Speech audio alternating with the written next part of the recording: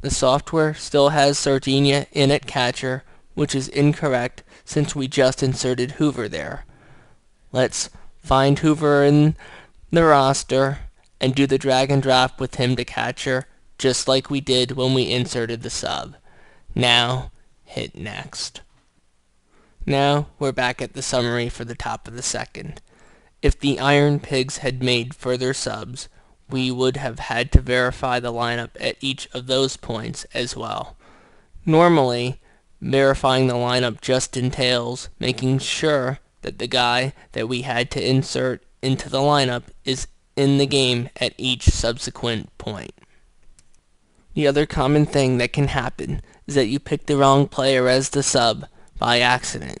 For instance, let's say that we wanted to sub Antonio Bastardo in at pitcher for the Iron Pigs to begin the top of the third, but we picked Dennis Baez by mistake.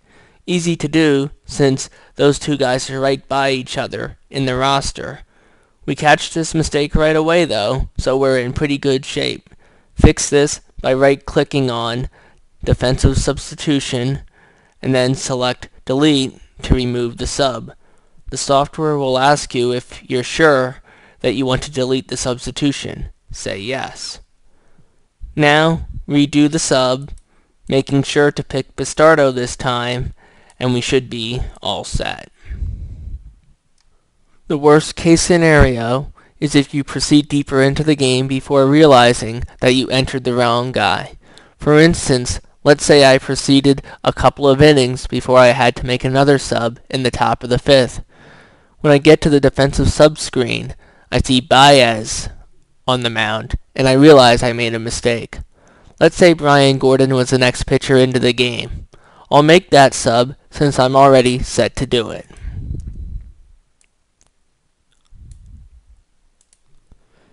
Now I need to go back to fix the previous sub so that I have Bastardo in the game instead of Baez. Bastardo came into the game in the third, so I need to go back there to make the fix. I scroll up to the batter that Baez came in for and right-click on Defensive Substitution. Now, instead of selecting Delete, I'm going to choose Edit. Delete will work, but it's a more drawn-out process since you'll need to verify the lineups both after deleting the original sub and then after re-entering the sub with the correct guy. Edit will bring up the familiar Defensive Substitution screen. I see the lineups as they were at the time this mistaken Baez sub was made. What I meant to do then was sub in Bastardo, so I'll do that and hit next. Now I need to verify the Iron Pigs lineup when they made their next sub. This is at the point to begin the top of the fifth, and the lineup here is correct as this is when Brian Gordon came into the game replacing Bastardo. Since all is good, I hit next to proceed. One last thing needs to be done to completely fix this problem. The one thing the software doesn't do is save the handedness of the new pitcher when making a fix like this. If the two pitchers involved throw with the opposite hand, as is often the case, then we have a problem. As it turns out, in our example, Bastardo is a lefty, while Baez is a righty. Scroll up to the first batter that Bastardo faced, and right-click on the first pitch he threw. Select Edit, and we'll get the Edit Situation screen. Here we see that while Bastardo is a lefty, we have him saved as throwing from the right side. Thankfully, this is trivial to fix. Click Modify Mode near the bottom in the middle, and hit Save and Next repeatedly until you can't go any further. When you can't go any further, you've gotten to the end of the inning, so now select Save and Close. Let's verify that we did this correctly. Let's go back to the first pitch that Bastardo threw and bring up the Edit Situation screen again. Now we see the saved hand matches up with the hand Bastardo throws with. Lastly, we repeat this procedure for fixing the saved hand for Bastardo in the fourth inning as well, since he also pitched that inning. Once this is completed, we've finished making the fix. As you can see, fixing a mistake with the sub is an involved process, particularly if you don't catch the error until much later. This is why I strongly recommend being as careful as possible to minimize mistakes involving subs. One of the very best features of the RBI scoring software is the ability to make fixes to common mistakes in an easy manner. We will now go over several of these and show you how to fix them if you make a mistake. In our first example, Paul Hoover's at bat was a 6-3 ground out, but we entered 5-3 instead. This is relatively common since the 5 and the 6 are right next to each other, but thankfully it's easy to change. First, right-click on the ball in play for Hoover and select Edit. This will bring up the Edit Situation screen. We want to activate Modify Mode, so click the button labeled Modify Mode in order to do this. Now we select Edit Scoring. Edit Scoring will bring up a familiar screen where you'll need to enter how the batter was retired. So we go to the drop-down by Hoover and select Ground Out. Note that only the out types are available since we originally called Hoover out. We will cover later how to fix plays where you called the batter out but he reached base and vice versa. With ground out selected, hit Next. Now we enter the fielders as 6-3, being careful to enter them correctly this time, and hit Next. There are no more events, so just hit Enter to select that, and the fix is made. A pretty common mistake would be forgetting to enter an event after the play. For instance, a good play. Fortunately, this is easy to add in after the fact.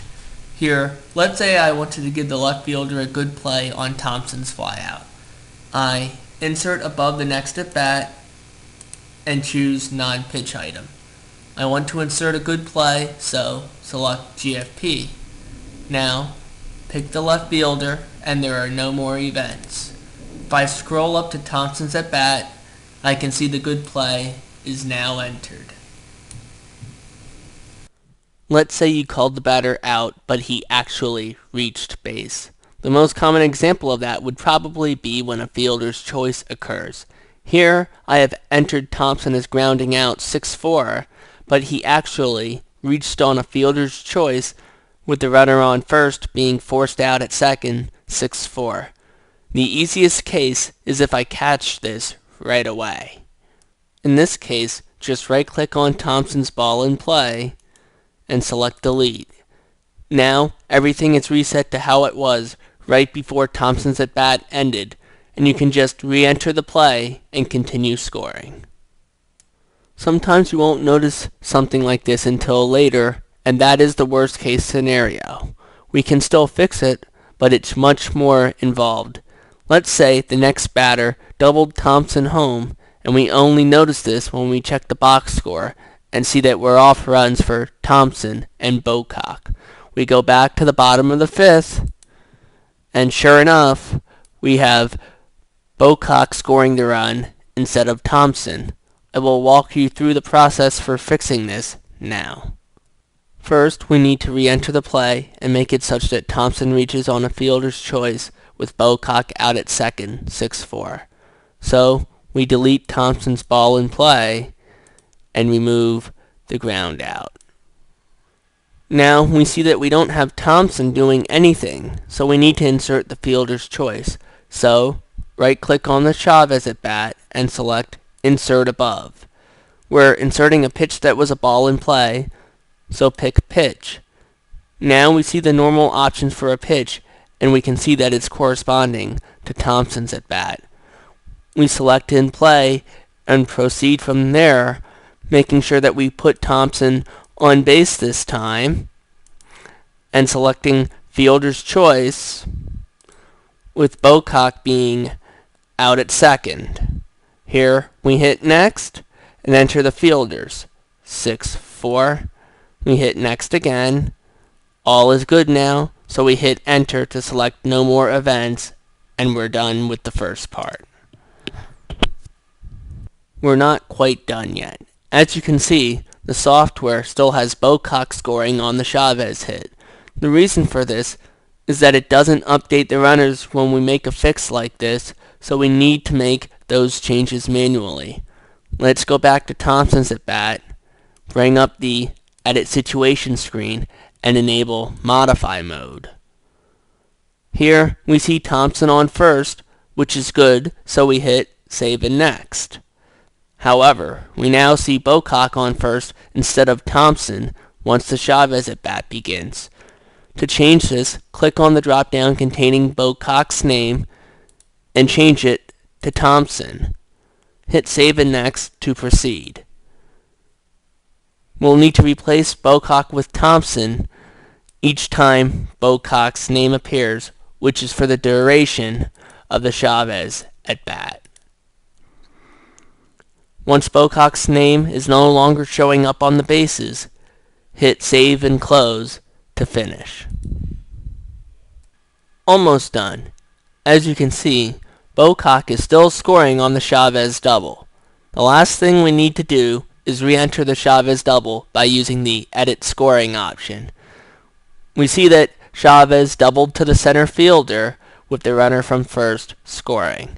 Bring up the Edit Situation screen and enable Modify mode.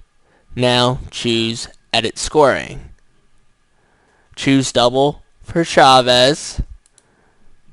Have the runner from first scoring and hit Next. The center fielder picked up the double. No more events occurred, so hit Enter. Now we can see that the play is entered correctly with Thompson scoring. Another option in Modify mode is Edit Hit Location. If you need to change anything on the hit location screen, this is the option to choose. For example, let's say we wanted to move the hit location. Select Edit Hit Location and move the hit plot to the desired location. Let's say we also wanted to change the hit type from a Fliner liner to a Fliner fly. Just change the selection in the drop-down to Fliner fly to do that. When done here, hit Save and Close, both on the hit location screen and the Edit Situation screen. Add Dependent Event is another feature in Modify mode. Let's say we wanted this first pitch to Reed Gurecki to be a catcher block, but we forgot to do that. Right-click on the pitch, bring up the Edit Situation screen, and enable Modify mode. Now we want to choose Add Dependent Event. Here we select Catcher Block and No More Events and hit Next. We get the final confirmation screen where we want to choose No More Events. Hit Save and Close, and we can see the pitch is now a catcher block. Deleting pitches is easy. If this swinging strike to Gurecki was entered by mistake, just right-click on it, select Delete, and continue scoring. Adding an earlier pitch that was forgotten is also easy. Let's say there was a taken strike in between the second and third ball to Richie Corona. Right-click the third ball, select Insert Above, and pick Pitch.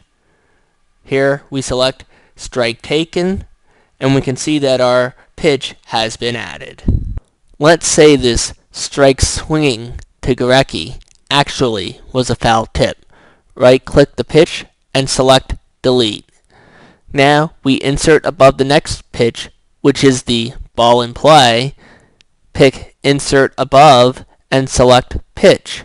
Now we choose Foul Other and then Foul Tip, and the modification is made. You need to be careful when changing the last pitch of a strikeout or walk. Let's say Golson's third strike was actually taken, not swinging as we entered. Here we notice the mistake right away and delete the pitch. The software will remove the subsequent at-bat, and if you now enter the pitch as a strike taken, all is good. As is often the case, if you don't catch this right away, the fix is a little more involved. We still want to delete the mistaken strike swinging, but now the software won't remove the next at bat, since we've